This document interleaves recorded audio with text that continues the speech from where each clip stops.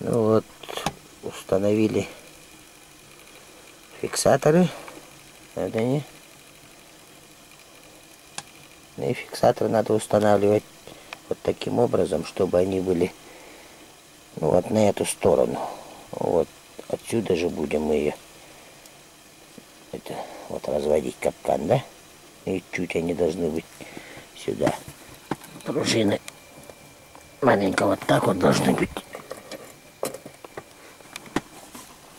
чтобы когда мы ее разводим, вот пружину, ту, ну, ту дугу, вот ту дугу не приподнимали, ну, чтобы ровно по плоскости получилось.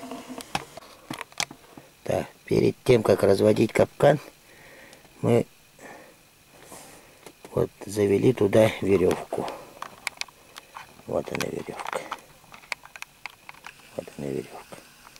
Желательно веревку подбирать прочную, чтобы она и завязывалась, и развязывалась, ну, более-менее нормально. Такую, ну, чтобы не закусила там на узле. И вот желательно перед тем, как разводить капкан, вот этот вот язычок, сторожку откидывать сюда. Так, вот капкан мы развели. И вот так вот держим ногами. Вот веревка у нас там лежит. Сейчас в таком положении мы ее должны привязать, дужку, к основанию. Вот, веревку мы затянули. Ага. И когда вот веревку привязываем, надо, чтобы, ну, не до конца ее затягивать, да? Дужку прижимать к основанию. А так, чтобы, ну, сторожку можно было построить. Ну вот, например, вот таким образом. Вот. Ну, чтобы она маленько ход имела. Сторожку, чтобы настраивать можно было.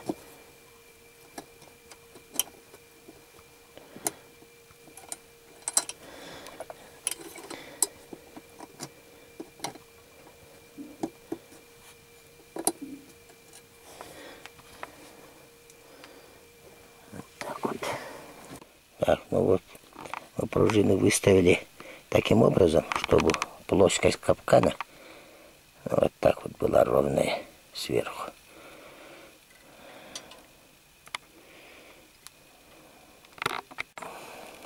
Вот на капканах этой конструкции очень важно, чтобы дужку не зажимала. Ну вот это вот прямая должна быть ровная. Вот иногда при перевозке вот здесь вот она сгибается так, тогда он зажимает дужку. И капкан не срабатывает. Ну тут так-то изогнутость есть маленько. Но я уже проверял, дужка двигается нормально. Не зажимает. Ну а сейчас будем проверять, сработает капкан, не сработает. Для этого дужку выворачиваем туда вот так вот. Вот у нас нитка уже протянута. 4 нитки. Ну так-то, в принципе, у волка-то лапа-то большая. Не должна это. Ну и проверяем вот так вот. Вот срабатывает. Если вот это вот слетает таким образом, значит у него, если язычок этот, ну, сторожка слетает таким образом, то у него есть возможность захлопнуть у пружины капкан. Так, ну, в принципе, если возить далеко, я иногда вот привязываю по 2 веревки. Ну вот, как стоит вот она, да, ну и с этой стороны тоже привязываю иногда, ну что. А то бывает, когда на саня болтается всяко разно, капкан-то, да? И вот веревка сдвигается, потом приходится там на морозе по новой настраивать капкан, да? Ну, сгибать, выставлять. Так вот. Ну вот капкан свернут, подготовлен для перевозки, как говорится. Вот, есть такие специально тоже подготовил, в литературе вычитал. Эти называются, как они, стрелки называются. Ну, крючок он тоже. Ну, с подручного материала, как говорится, штук под руку подвернулась. Так вот, и навязываешь. Я еще и катанку привез специально. Ну, толстая такая проволока, катанка называется. Вот, с нее я тоже буду гнуть на эти крючки. Так-то тормозные колодки-то. Хорошая штука, конечно. Волка-то. Они УАЗика тормозят. Волка-то, думаю, тормознуть, но все равно вот специально. Эти-то и транспортабельнее, и удобнее будет с ними обращаться. Вот. Видно эти болты, короче. На 17 они у меня. Ну, на 8. Внутренний диаметр. Наварил.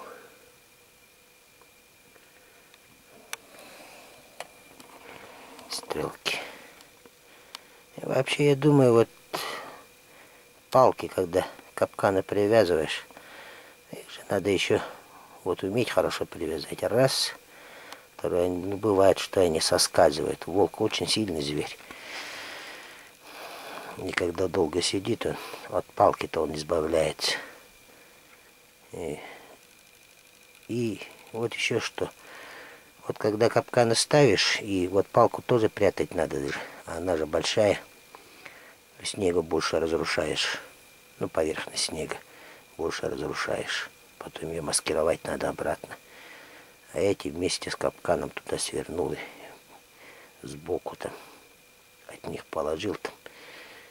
Ну, более компактно, чтобы их прятать под снегом-то. Сильно много там селены не разрушишь. Маскировать меньше после них тоже. И еще думаю, вот когда палку готовишь, вот ее же руками, ну, как там, маслаешь, как говорится, да? Руками маслаешь, и от него, видать, ну, на нем, видать, от рукавиц, от руки запах остается. Ну и дерево само по себе тоже пахнет. И, видать, ну, со стороны, где спрятана палка, волк подходит и не наступает на капкан. Ну, чувствует он. Дерево больше чувствует, я думаю. А с этими-то, ну, с железяками больше наступает на капкан. Почему, я не знаю. Ну, вроде бы и железо должно иметь запах. Видать, дерево специально спрятанное под снег. Для волка, видать, ну как настораживающее воздействие оказывает на него. Настораживающее действие оказывает. А вот этот железяка, так-то, в принципе, запах железа — это запах железной руды. Ну, в земле-то много железа же, как говорится, это. Не сильно, видать, он запах на нее обращает, на его запах, чем на дерево с примесью человеческого запаха. Ну вот мы и подъехали к месту произведения работ. Вот волки. Следы волков прошли. Вот по следам смотреть, их тут 3 штуки прошло.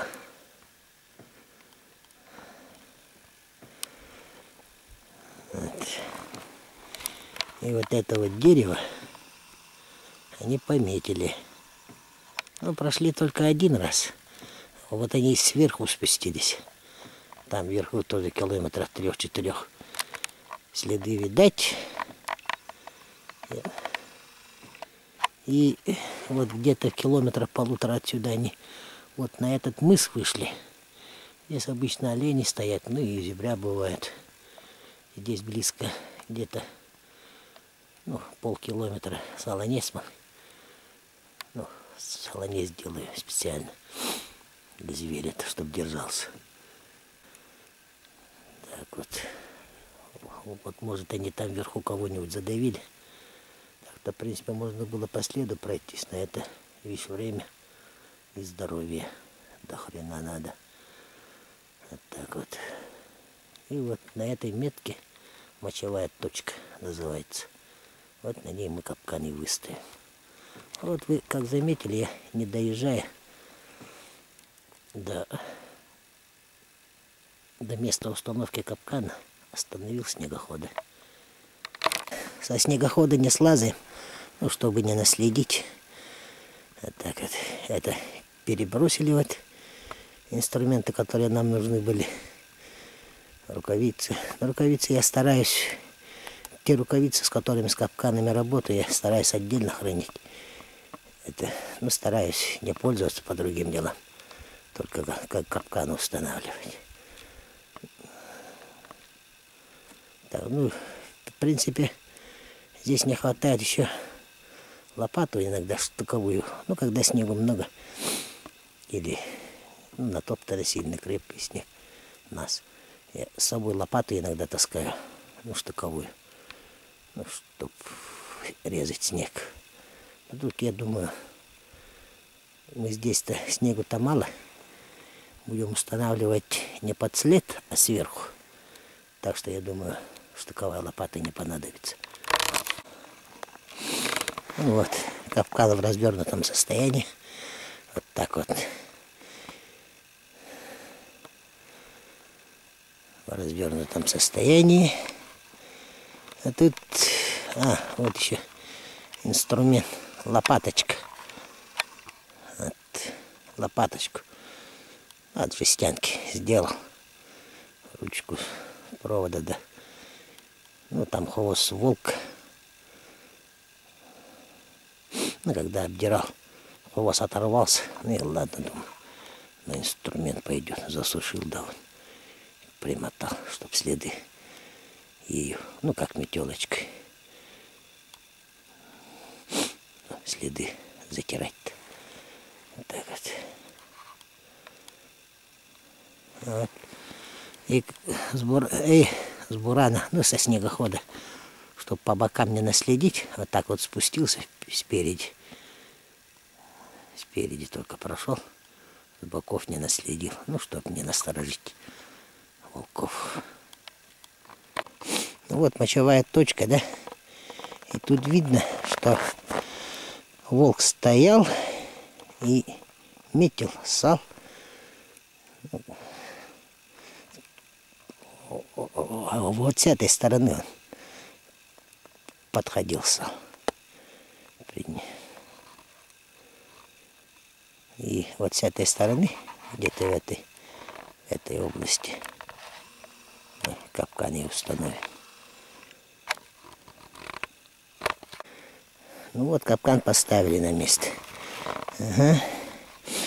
Тут главное, вот на этих капканах, вот с нитками, мы же ее будем сейчас заполнять снегом. И надо, чтобы под местом, где планируется, ну, вы планируете, что наступит волк, была ямочка под капканом, чтобы яма была. Мы же ее снегом заполним, хоть мягким снегом. Ну, как бы это по-русски, не знаю, как это говорится, да? А по-якутски сехар называется. Сехар. Ну, вот сехаром заполним. И, ну, чтоб этому сехару, короче, было место сминаться, вот под нее должна быть ямочка под капканом.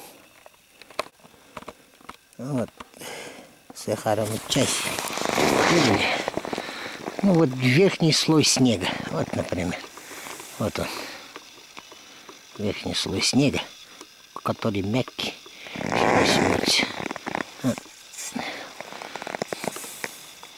Ее вот так вот берем, вот так вот аккуратненько ложим.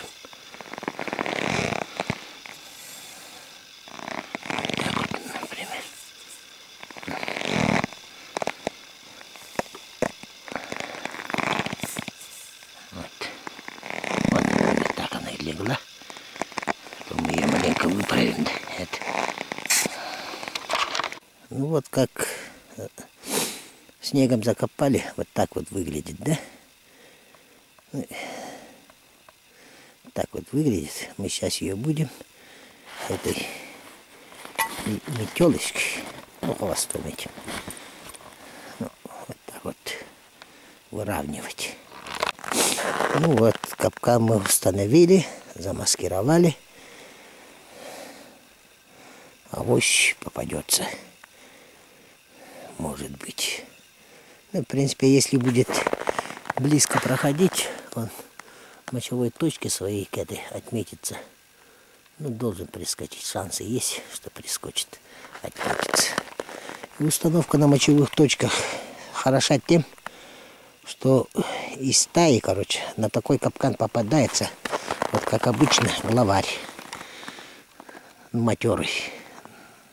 Другие волки из той же стаи, но я не думаю, что они будут осмеливаться. Ну, сюда другие подходить.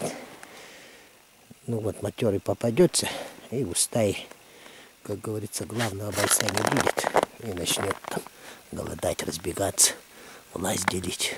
А тут 2 года назад, да, ну года 1,5 назад, здесь 11 волков пришло, большая стая была. А вот на такой же мочевой точке, ну пониже, там километра 4-5 отсюда, наверное, матерый попался. Здоровенный, килограмм под 80 точно был, 70 точно был. Здоровенный матерый. Они, я тоже так же установил. Ну, пару раз там отметился. Я установил капкан. И вот они где-то метрах 200 или 300 на буранку вышли в другой стороне. И эти да пошли дальше буранки вся стая, а матерый от них оторвался и один вот своей мочевой точкой отмечаться прибежал, ну и влетел. И тогда как раз у меня, вот обычно на капканы сверху я петлю вложил тогда, ну сильно острые края были у капкана от завода-то, но он и замотался на этот трос и погиб. На этот капкан ложить не стал, и петли-то пока нету, раз, и это, ну вот, я ее обтачивал, но не должен перегрызть, перетереть ногу и уйти. Так-то, ну, вот обычно с такими, ну, заводские, с необработанными краями капкан, вот у него это, за неделю, за 10 дней ноги ему перетирает этот большой сонегирин, ну, большую жилу, короче, за которую он держится. Кость-то ломает сразу, а вот за жилу держится, а жилу, короче, перетирает, и без ноги уходит волк. А потом, наверное, все равно погибает, или свои же давят, ослабеет же. У них-то свои волчий закон. Он волком уже обратно не становится, конечно, но все равно добыча уходит. И вот когда обычно со стаи берешь главаря, стая начинает там разбегается, ну и, видать, друг с другом драться начинает, власть делить, кто главнее там.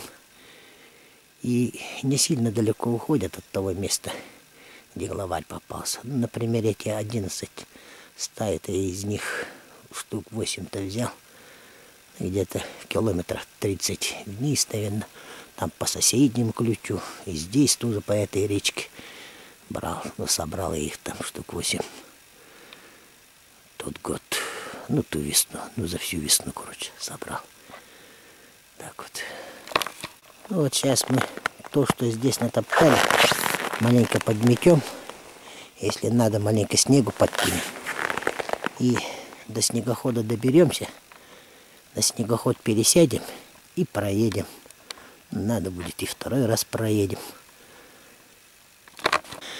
Перебрались, как говорится, от места произведения работ на снегоход по лыжам. И сейчас затопчем. Следы свои, как говорится, следы своей деятельности затоптали, замаскировали следом снегохода. И так и остается.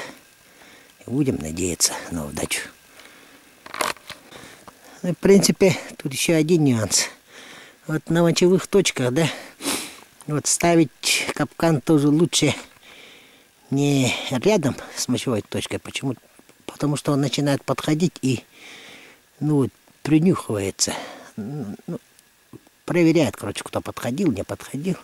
Вот можете капкан его нюхать, конечно.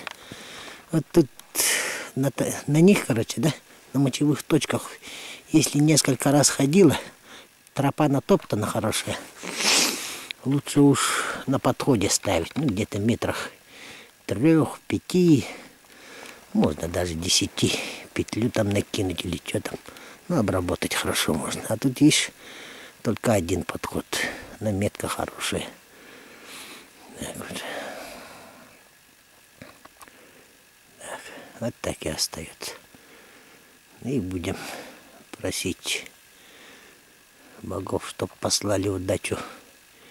Без удачи тут никак.